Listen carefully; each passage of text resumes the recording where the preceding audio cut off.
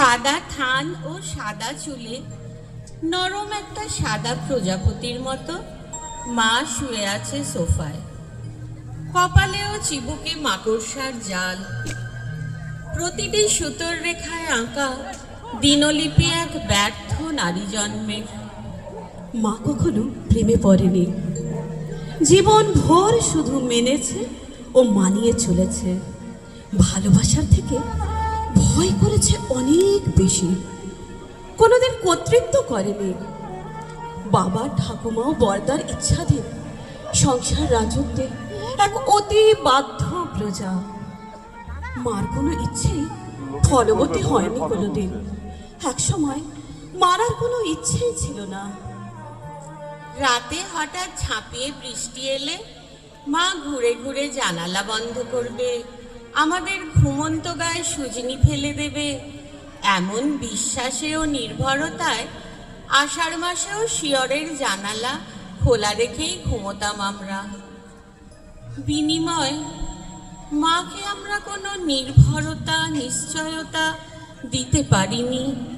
মুখের আঁকিবুকিতে সেই যন্ত্রণার কথা লেখা আছে। ঘর আছে, সোফা আছে, মার নয়। মার শুয়ে থাকার ভঙ্গিটায় কি অনিশ্চয়।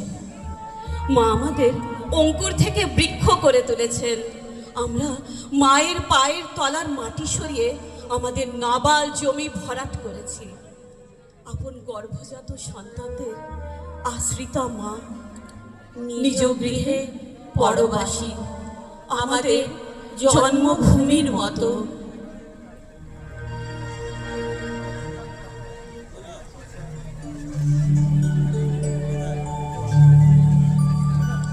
আমার মাকে মা বলে ডাকতে গেলে চারদিক থেকে ছুটে আসে নিষেধের তর্জনী। কিছুতেই বুঝতে পারি না কেন জন্মদায়িনী মা, জননী জন্মভূমি আবার মা নয়। যার বাতাসে স্তন্যে প্রতিপালিত আমার শৈশব, সেই স্নিগ্ধ রূপবতীকে কেন মা বলে ডাকার সমস্ত অধিকার থেকে আমি বঞ্চিত? তাই জননী জন্মভূমি বা স্বদেশ স্বাধীনতার কথা বলতে গেলে বুকের ভেতরে একটা স্তব্ধ শূন্যতা খাঁ খাঁ করে ওঠে। আর তখনই 2 বিঘার পরিবর্তে সমস্ত বিশ্ব নিখিল ভুবনেশ্বরীর প্রতিরূপে জ্বলে ওঠে আমার চোখের সামনে।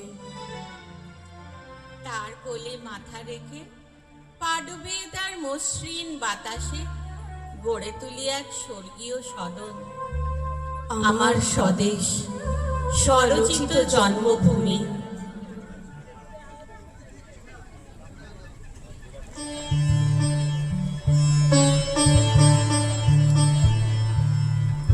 তোমার জন্য মেঘলা